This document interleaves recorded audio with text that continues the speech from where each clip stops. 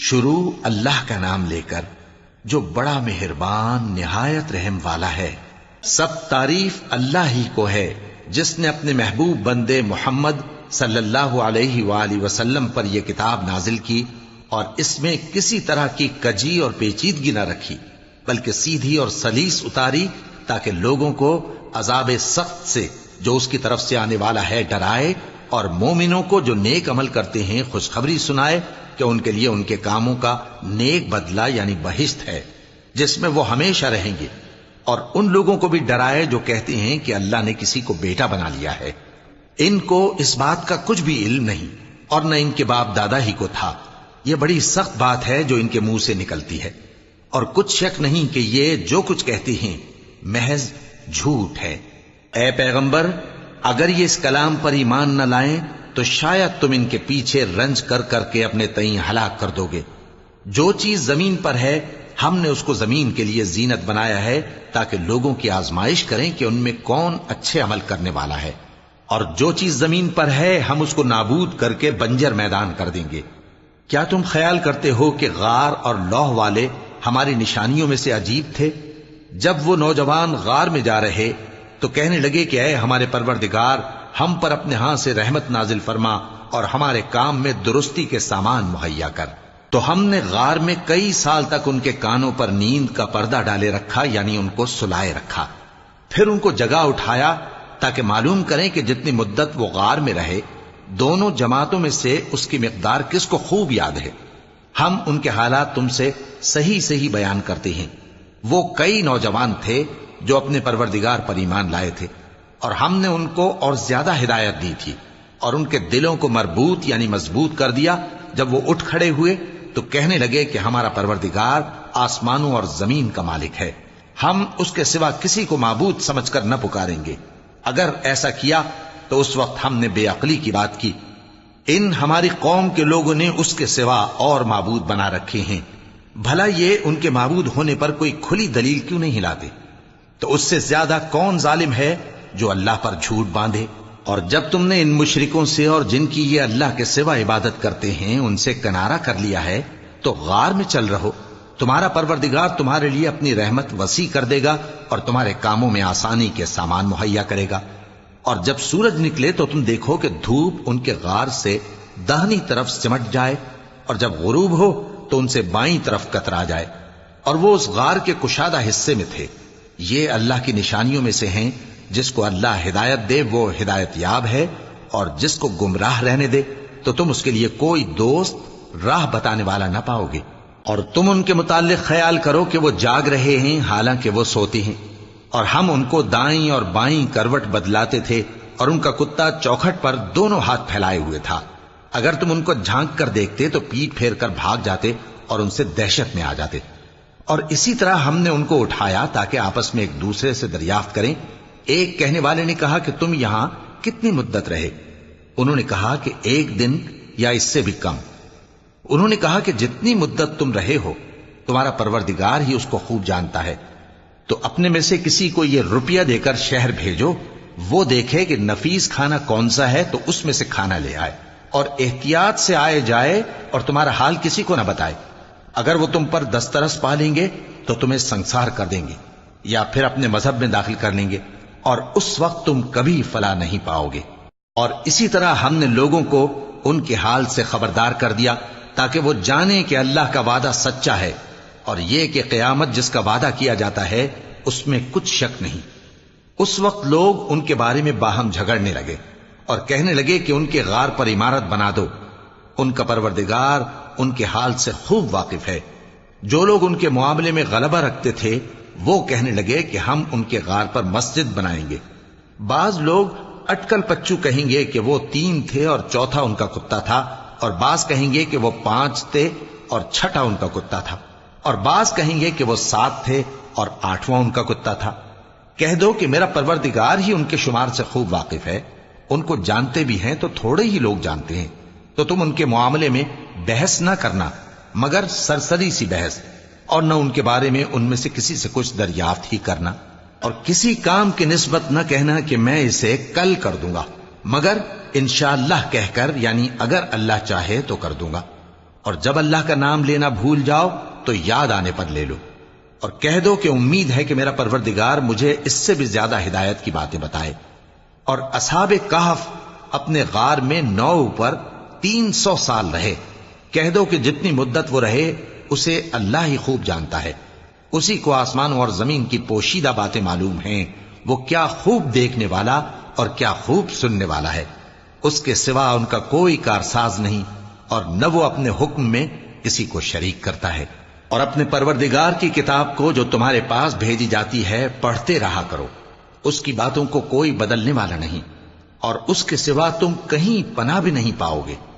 اور جو لوگ صبح و شام اپنے پروردگار کو پکارتے اور اس کی خوشنودی کے طالب ہیں، ان کے ساتھ صبر کرتے رہو، اور تمہاری نگاہیں ان میں سے گزر کر اور طرف نہ دوڑیں کہ تم دنیاوی زندگی کی رونقوں کے خواستگار ہو جاؤ۔ اور جس شخص کے دل کو ہم نے اپنی یاد سے غافل کر دیا ہے اور وہ اپنی خواہش کی پیروی کرتا ہے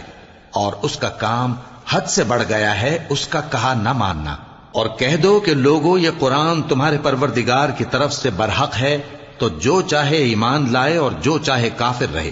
ہم نے ظالموں کے لیے دوزخ کی آگ تیار کر رکھی ہے جس کی قناتیں ان کو گھیر رہی ہوں گی، اور اگر فریاد کریں گے تو ایسے کھولتے ہوئے پانی سے ان کی داد رسی کی جائے گی جو پگھلے ہوئے تانبے کی طرح گرم ہوگا اور جو ان کے چہروں کو بھون ڈالے گا۔ ان کے پینے کا پانی بھی برا اور آرام گاہ بھی بری۔ اور جو ایمان لائے اور کام بھی نیک کرتے رہے تو ہم نیک کام کرنے والوں کا اجر ضائع نہیں کرتے۔ ایسے لوگوں کے لیے ہمیشہ رہنے کے باغ ہیں جن میں ان کے محلوں کے نیچے نہریں بہ رہی ہیں، ان کو وہاں سونے کے کنگن پہنائے جائیں گے، اور وہ باریک دیبا اور اطلس کے سبز کپڑے پہنا کریں گے،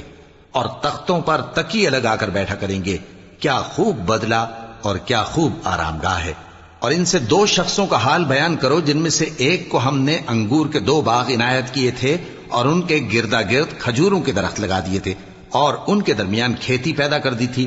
دونوں باغ کثرت سے پھل لاتے اور اس کی پیداوار میں کسی طرح کی کمی نہ ہوتی، اور دونوں میں ہم نے ایک نہر بھی جاری کر رکھی تھی،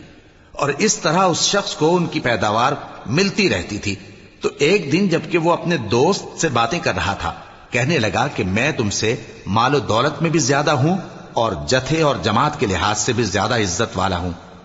اور ایسی شیخیوں سے اپنے حق میں ظلم کرتا ہوا اپنے باغ میں داخل ہوا۔ کہنے لگا کہ میں نہیں خیال کرتا کہ یہ باغ کبھی تباہ ہو، اور نہ خیال کرتا ہوں کہ قیامت برپا ہو، اور اگر میں اپنے پروردگار کی طرف لوٹایا بھی جاؤں تو وہاں ضرور اس سے اچھی جگہ پاؤں گا۔ تو اس کا دوست جو اس سے گفتگو کر رہا تھا کہنے لگا کہ کیا تم اس ذات سے کفر کرتے ہو جس نے تم کو مٹی سے پیدا کیا، پھر نطفے سے، پھر تمہیں پورا آدمی بنایا؟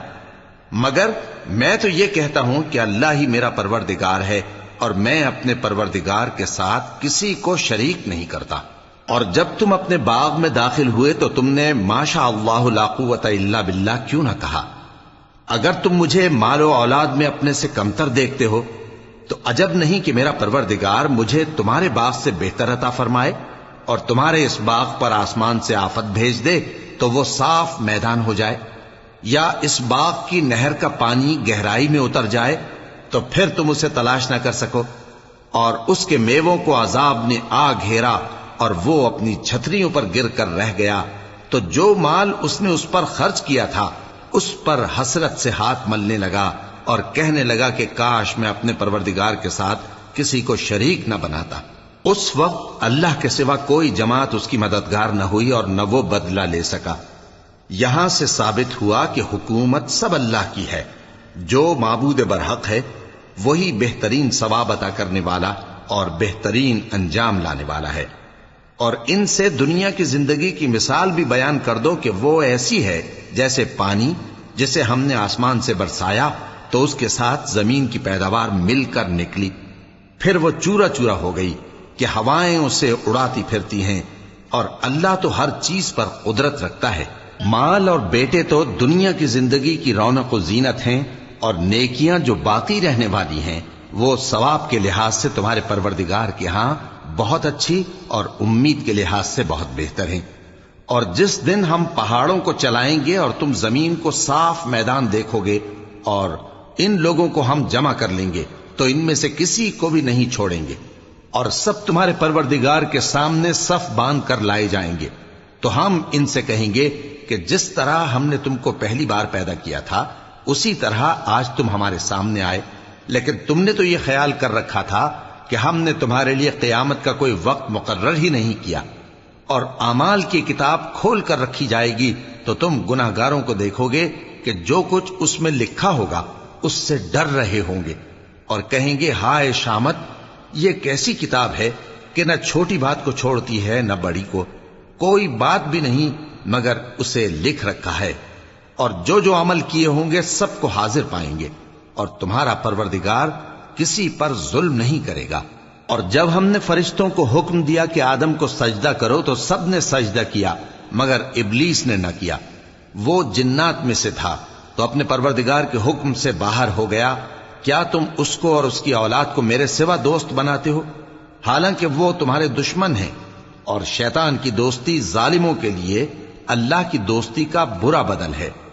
میں نے ان کو نہ تو آسمانوں اور زمین کے پیدا کرنے کے وقت بلایا تھا اور نہ خود ان کے پیدا کرنے کے وقت،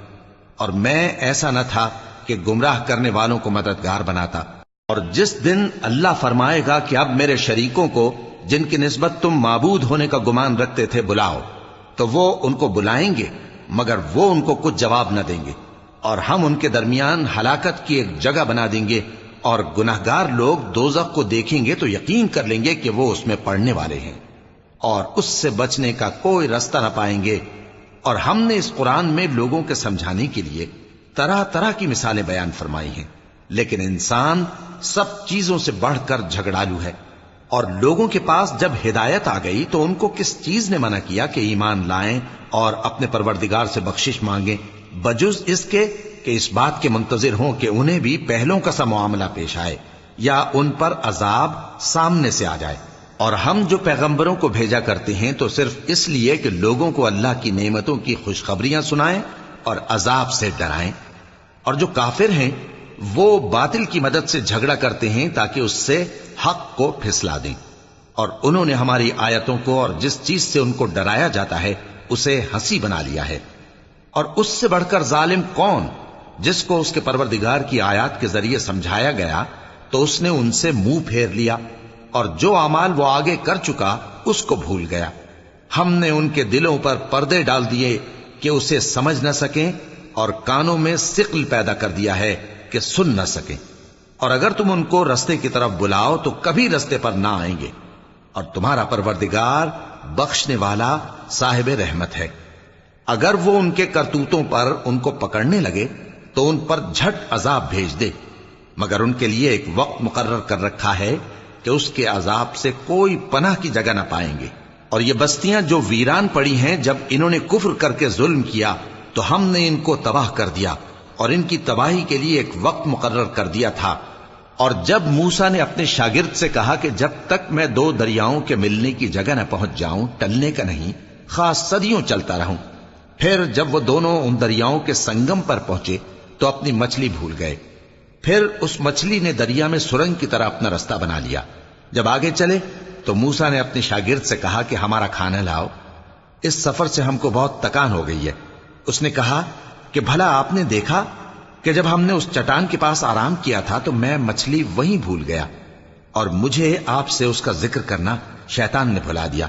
اور اس مچھلی نے عجیب طرح سے دریا میں اپنا رستہ بنایا۔ موسیٰ نے کہا یہی تو وہ مقام ہے جسے ہم تلاش کرتے تھے،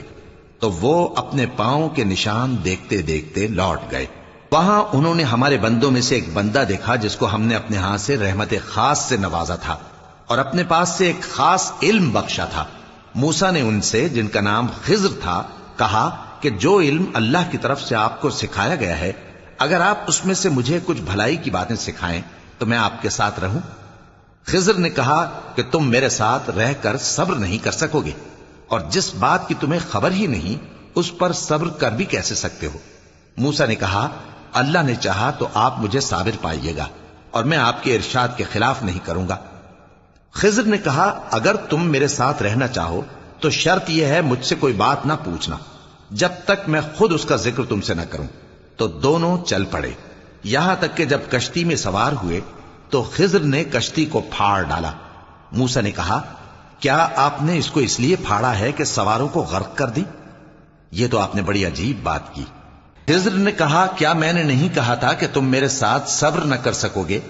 موسیٰ نے کہا کہ جو بھول مجھ سے ہوئی اس پر مواخذہ نہ کیجیے اور میرے معاملے میں مجھ پر مشکل نہ ڈالیے۔ پھر دونوں چلے، یہاں تک کہ رستے میں ایک لڑکا ملا تو خضر نے اسے مار ڈالا۔ موسیٰ نے کہا کہ آپ نے ایک بے گناہ شخص کو ناحق بغیر قصاص کے مار ڈالا، یہ تو آپ نے بری بات کی۔ خضر نے کہا کیا میں نے نہیں کہا تھا کہ تم سے میرے ساتھ صبر نہیں ہو سکے گا؟ انہوں نے کہا کہ اگر میں اس کے بعد پھر کوئی بات پوچھوں یعنی اعتراض کروں تو مجھے اپنے ساتھ نہ رکھیے گا کہ آپ میری طرف سے عذر کے قبول کرنے میں حد کو پہنچ گئے ہیں۔ پھر دونوں چلے، یہاں تک کہ گاؤں والوں کے پاس پہنچے اور ان سے کھانا طلب کیا۔ انہوں نے ان کی ضیافت کرنے سے انکار کیا۔ پھر انہوں نے وہاں ایک دیوار دیکھی جو گرا چاہتی تھی تو خضر نے اس کو سیدھا کر دیا۔ موسیٰ نے کہا کہ اگر آپ چاہتے تو ان سے اس کا معاوضہ لے لیتے تاکہ کھانے کا کام چلتا۔ خضر نے کہا کہ اب مجھ میں اور تم میں علیحدگی، مگر جن باتوں پر تم صبر نہ کر سکے میں ان کا تمہیں بھید بتائے دیتا ہوں کہ وہ جو کشتی تھی غریب لوگوں کی تھی جو دریا میں محنت کر کے یعنی کشتیاں چلا کر گزارا کرتے تھے، اور ان کے سامنے کی طرف ایک بادشاہ تھا جو ہر اچھی کشتی کو زبردستی چھین لیتا تھا، تو میں نے چاہا کہ اسے عیبدار کر دوں تاکہ وہ اسے غصب نہ کر سکے۔ اور وہ جو لڑکا تھا اس کے ماں باپ دونوں مومن تھے، ہمیں اندیشہ ہوا کہ وہ بڑا ہو کر بد کردار ہوگا تو کہیں ان کو سرکشی اور کفر میں نہ پھنسا دے، تو ہم نے چاہا کہ ان کا پروردگار اس کی جگہ ان کو اور بچہ عطا فرمائے جو اخلاقی پاکیزگی میں بہتر اور محبت میں زیادہ قریب ہو۔ اور وہ جو دیوار تھی سو 2 یتیم لڑکوں کی تھی جو شہر میں رہتے تھے، اور اس کے نیچے ان کا خزانہ دفن تھا، اور ان کا باپ ایک نیک آدمی تھا۔ تو تمہارے پروردگار نے چاہا کہ وہ اپنی جوانی کو پہنچ جائیں اور پھر اپنا خزانہ نکالے۔ یہ تمہارے پروردگار کی مہربانی ہے، اور یہ کام میں نے اپنی طرف سے نہیں کیے، یہ ان باتوں کی حقیقت ہے جن پر تم صبر نہ کر سکے۔ اور تم سے ذوالقرنین کے بارے میں دریافت کرتے ہیں، کہہ دو کہ میں اس کا کسی قدر حال تمہیں پڑھ کر سناتا ہوں۔ ہم نے اس کو زمین میں بڑا اقتدار دیا تھا اور ہر طرح کا سامان اس کو عطا کیا تھا، تو اس نے ایک سفر کا سامان کیا، یہاں تک کہ جب سورج کے غروب ہونے کی جگہ پہنچا تو اسے ایسا پایا کہ ایک کیچڑ والے چشمے میں ڈوب رہا ہے، اور اس چشمے کے پاس ایک قوم دیکھی۔ ہم نے کہا ذوالقرنین تم ان کو خواہ تکلیف دو خواہ ان کے بارے میں بھلائی اختیار کرو، دونوں باتوں کی تم کو قدرت ہے۔ ذوالقرنین نے کہا کہ جو کفر و بد کرداری سے ظلم کرے گا اسے ہم سزا دیں گے، پھر وہ اپنے پروردگار کی طرف لوٹایا جائے گا تو وہ بھی اسے بڑا عذاب دے گا، اور جو ایمان لائے گا اور عمل نیک کرے گا اس کے لیے بہت اچھا بدلہ ہے، اور ہم اپنے معاملے میں اس سے نرم بات کہیں گے۔ پھر اس نے ایک اور سامان سفر کیا، یہاں تک کہ سورج کے طلوع ہونے کے مقام پر پہنچا تو دیکھا کہ وہ ایسے لوگوں پر طلوع ہوتا ہے جن کے لیے ہم نے دھوپ سے بچاؤ کی کوئی اوٹ نہیں بنائی تھی۔ حقیقت یوں ہی تھی، اور جو کچھ اس کے پاس تھا ہم کو سب کی خبر تھی۔ پھر اس نے ایک اور سفر کا سامان کیا، یہاں تک کہ 2 اونچے سیدھے پہاڑوں کے درمیان پہنچا تو دیکھا کہ ان کے اس طرف کچھ لوگ ہیں کہ بات کو سمجھ نہیں سکتے۔ ان لوگوں نے کہا کہ اے ذوالقرنین، یاجوج اور ماجوج اس علاقے میں فساد کرتے رہتے ہیں، بھلا ہم آپ کے لیے خرچ کا انتظام کر دیں کہ آپ ہمارے اور ان کے درمیان ایک دیوار کھینچ دیں۔ ذوالقرنین نے کہا کہ خرچ کا جو مقدور اللہ نے مجھے بخشا ہے وہ بہت اچھا ہے، تم مجھے قوت بازو سے مدد دو، میں تمہارے اور ان کے درمیان ایک مضبوط رکاوٹ بنا دوں گا۔ تم لوہے کے بڑے بڑے تختے میرے پاس لاؤ۔ چنانچہ کام جاری کر دیا گیا، یہاں تک کہ جب اس نے دونوں پہاڑوں کے درمیان کا حصہ برابر کر دیا اور کہا کہ اب اسے دھوکو، یہاں تک کہ جب اس کو دھونک دھونک کر آگ کر دیا تو کہا کہ اب میرے پاس تانبا لاؤ کہ اس پر پگھلا کر ڈال دوں۔ پھر ان میں یہ قدرت نہ رہی کہ اس پر چڑھ سکیں، اور نہ یہ طاقت رہی کہ اس میں نقب لگا سکیں۔ بولا کہ یہ میرے پروردگار کی مہربانی ہے، پھر جب میرے پروردگار کا وعدہ آ پہنچے گا تو اس کو ڈھا کر ہموار کر دے گا، اور میرے پروردگار کا وعدہ سچا ہے۔ اس روز ہم ان کو چھوڑ دیں گے کہ روئے زمین پر پھیل کر ایک دوسرے میں گھس جائیں گے، اور سور پھونکا جائے گا تو ہم سب کو جمع کر لیں گے، اور اس روز ہم جہنم کو کافروں کے سامنے لائیں گے۔ جن کی آنکھیں میری یاد سے پردے میں تھیں اور وہ سننے کی طاقت نہیں رکھتے تھے۔ اب کیا کافر یہ خیال کرتے ہیں کہ وہ میرے بندوں کو میرے سوا اپنا کارساز بنائیں گے تو میں خفا نہیں ہوں گا؟ ہم نے ایسے کافروں کے لیے جہنم کی مہمانی تیار کر رکھی ہے۔ کہہ دو کہ ہم تمہیں ایسے لوگ بتائیں جو اعمال کے لحاظ سے بڑے نقصان میں ہیں۔ یہ وہ لوگ ہیں جن کی دوڑ دھوپ دنیا کی زندگی میں برباد ہو گئی اور وہ یہ سمجھے ہوئے ہیں کہ وہ اچھے کام کر رہے ہیں۔ یہ وہ لوگ ہیں جنہوں نے اپنے پروردگار کی آیتوں کو نہ مانا اور اس کے سامنے جانے سے انکار کیا، تو ان کے اعمال ضائع ہو گئے۔ سو ہم قیامت کے دن ان کے لیے کچھ بھی وزن قائم نہیں کریں گے۔ یہ ان کی سزا ہے، یعنی جہنم، اس لیے کہ انہوں نے کفر کیا اور ہماری آیتوں اور ہمارے پیغمبروں کی ہنسی اڑائی۔ جو لوگ ایمان لائے اور عمل نیک کیے ان کے لیے بہشت کے باغ بطور مہمانی ہوں گے، ہمیشہ ان میں رہیں گے اور وہاں سے مکان بدلنا نہ چاہیں گے۔ کہہ دو کہ اگر سمندر میرے پروردگار کی باتوں کے لکھنے کے لیے روشنائی ہو تو قبل اس کے کہ میرے پروردگار کی باتیں تمام ہوں سمندر ختم ہو جائے، اگرچہ ہم ویسا ہی اور اس کی مدد کو لائیں۔ کہہ دو کہ میں تمہاری طرح کا ایک بشر ہوں، البتہ میری طرف وہی آتی ہے کہ تمہارا معبود وہی ایک معبود ہے۔ تو جو شخص اپنے پروردگار سے ملنے کی امید رکھے چاہیے کہ عمل نیک کرے اور اپنے پروردگار کی عبادت میں کسی کو شریک نہ بنائے۔